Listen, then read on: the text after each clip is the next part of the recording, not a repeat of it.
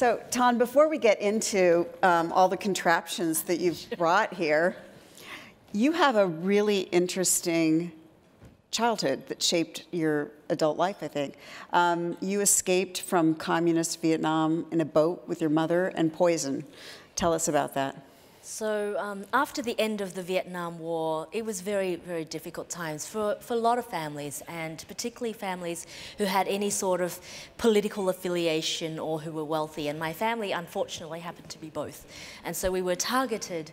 And for that reason, my mother decided that my sister and I, two little girls, would have no future in a country where we were being persecuted. So she took the two of us.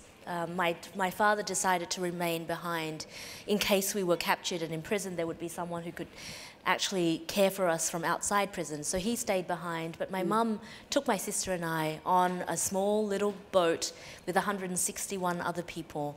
And of course, we knew that there were very low chances of survival, and in the case that we might die a long, drawn-out death or die at the hands of pirates, she wanted the option of taking her own life and taking our lives faster so that we would have less pain. So she brought along a small bottle of poison, just in the case that we didn't make it.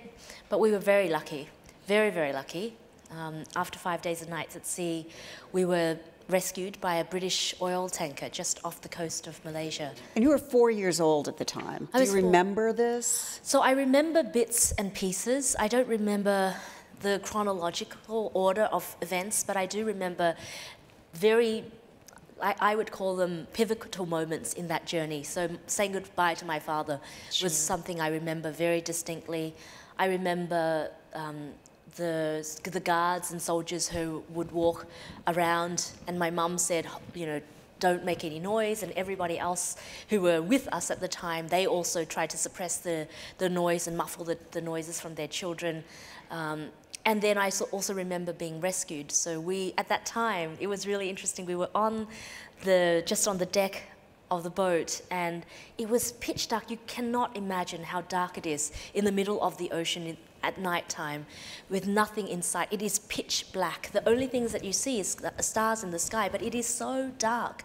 And at that moment, we had fallen asleep, but we woke up to stars. I said, "Mum, so many stars, they're all stars." And it was lights on this oil tanker, but it just lit the whole sky filled with stars. It was just amazing. But that moment, we knew we had, you know, this was our chance at a new life. And my mum bravely said to the British... It was a British oil tanker? Yeah. Okay. So they gave us an option. They said, either we give you supplies and you go on and continue to navigate to where you want to go, or we need to be able to give out a distress signal, and so we would have to help you sink your boat, and then we can have reason to rescue you. Oh, jeez. And so we said, sink the boat, sink the boat. Of course, sink the boat. My mum was not taking chances on 161 souls. So we sunk the boat, but she took with her the steering wheel. Well, I guess I call it the steering wheel, but in boats they call it something else. I don't know what the right term is. But she took it to Malaysia, and they chopped it up because they didn't know if we stashed things in the... So we don't have any memento. I didn't have any clothes, nothing. We didn't have anything. We started basically from the beginning. In a refugee camp. In a refugee camp, together with rats, the size of cats. They were terrifying. And I'm sure you remember that. I remember those. And you ended up in Australia, and that's pretty much where you grew up. Your mom's extraordinary. She founded all sorts of enterprises, including a computer firm? That's right. So my mother decided very early on, when she landed in Australia, that in order to be a good role model for her children, she needed to be participating actively in the life and citizenship. So she wanted to get herself an education, degrees, a master's degree, went into business, and then went into local government. She was actually the first ever Vietnamese woman to be elected mayor outside of Vietnam. So she's pretty crazy, amazing role model for me. And you were reunited with your dad, I hope? I was. Oh, good. So in Australia we have this award called the Young Australian of the Year Awards, and I won that in '98.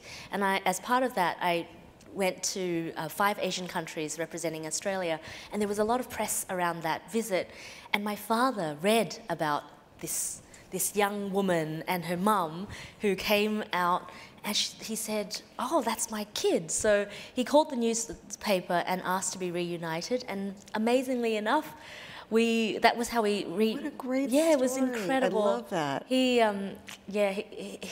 He'd lost all hope that we would ever see each other, and so I have 2 half sisters, and named Min and Tan. So there's 2 Tans and 2 Mins. My younger sister is Min. He named his kids. Obviously, he has no creativity. Sorry to the men in the room, but he has no creativity. He named the 2 girls the same names, but obviously, you know, he all jokes aside, he missed us so much. He wanted to have the 2 of us in his household as well. So I have 2 wonderful half-sisters. Oh, that's great. Yeah, it's really So you inherited that DNA, that gene of your mother's, that entrepreneurial, that resilience, that strength. You started a texting company even before there were mobile phones. But let's get into this. This is about the brain. Yes. How did you get into this company, and how did you end up producing these? So the brain defines who we are, right? So for more than any other organ in the body, it defines our human experience. So everything we see, hear, smell, taste is a result of the model our brain builds of the world around us. And so it's fundamentally so important, and yet at the same time we know so little about the brain. And so my hope at the time was to bridge the gap between where we need to be in terms of understanding the human brain and this very important endeavour, which I consider a very important endeavour for the 21st century, and where the technology was at that time, which was essentially, this technology is based on electroencephalography, which is EEG for short. It's the process... Everybody's heard of EEG, yeah? It's the process of measuring electrical fluctuations that results from neurons firing inside the brain. The chemical reaction emits an electrical impulse that can be measured. So that technology... And that's been around. Has been around since the 1930s, but most people, there's been very little innovation in that area because it's limited to labs and hospitals. For the most part, we only study brains if there's something wrong. So if you have a sleep disorder, if you can't sleep well at night, you'll have an EEG to measure your sleep. If you have a traumatic brain injury, you might have your brain measured. But for the most part, most healthy, able-bodied people do not have any idea of how their brain functions.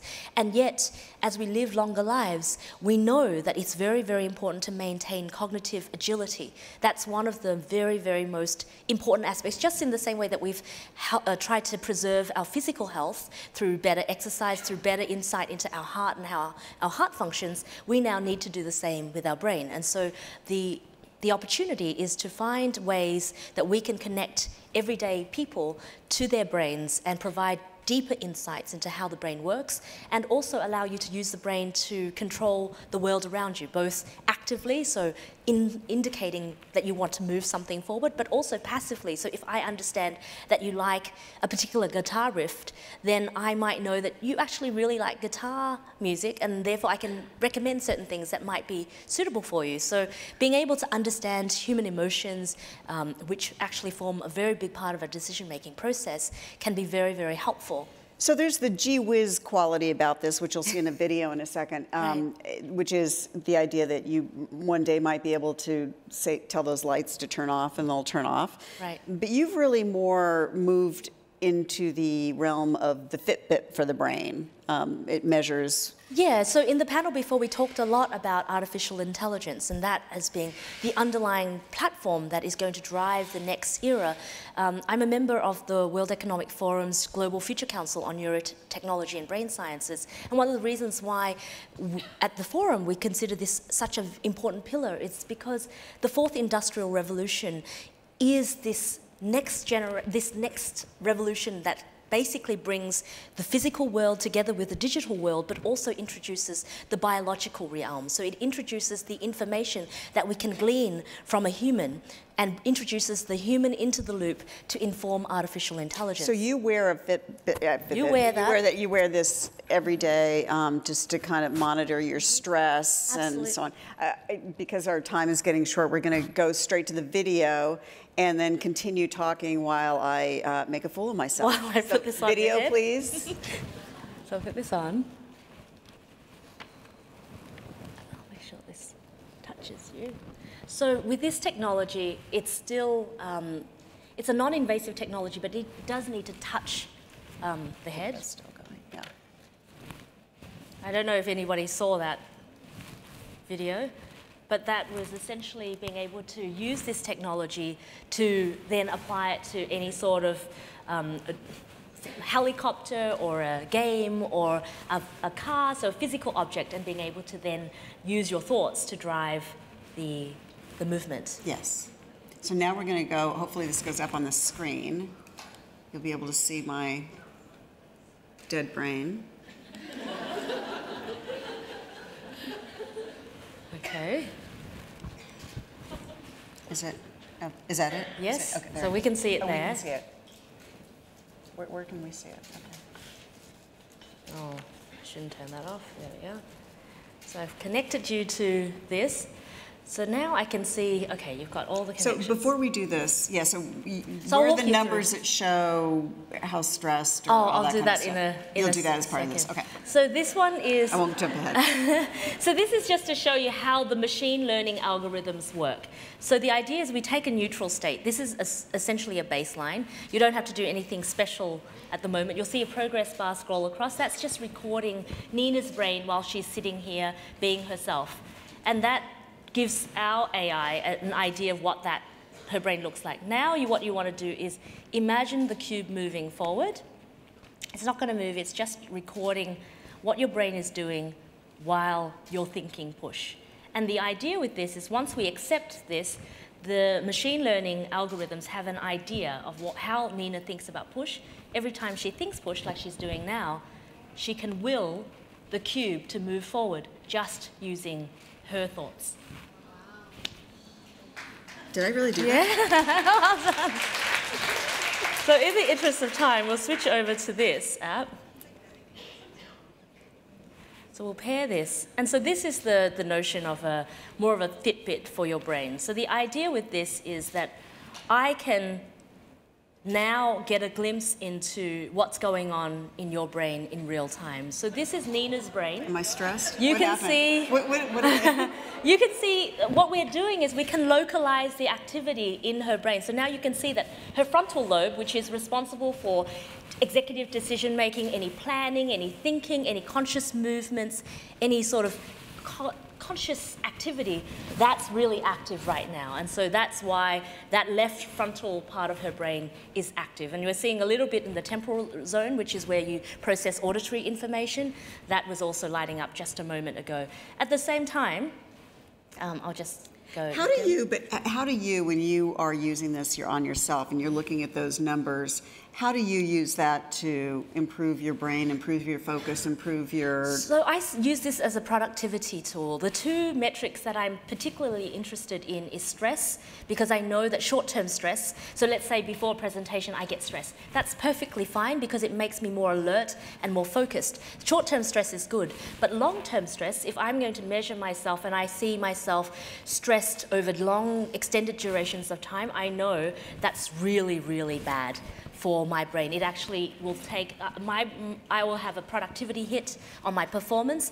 The other thing I'm interested in is focus. So what are the metrics that help me focus better when I'm working? So do I have a particular type of music that I can play that gets me into the zone and helps me stay there for longer periods of time? Is there a particular type of lighting condition? How many coffees do I take before I should stop, right? So I can measure all of these things that I do anyway, but I can quantify exactly how it's impacting my performance rather than just say, I think I did better, but now I actually know when I do better.